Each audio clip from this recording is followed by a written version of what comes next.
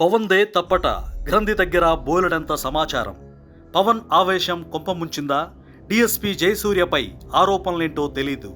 DSP తప్పులేంటో చెప్పని deputy CM. ఆ police ఒప్పులేంటో చెబుతున్న లీడర్స్.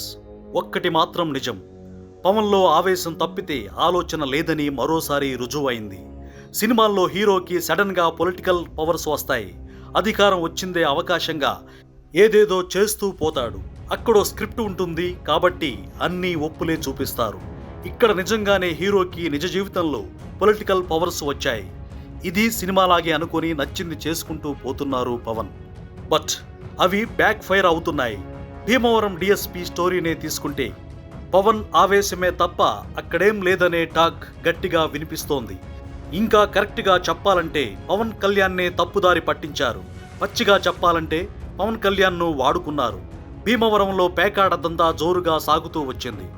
అది వైసీపీ ప్రభుత్వం ఉన్నా ఇప్పటి కూటమి ప్రభుత్వంలో అయినా అడ్డే లేకుండా సాగింది.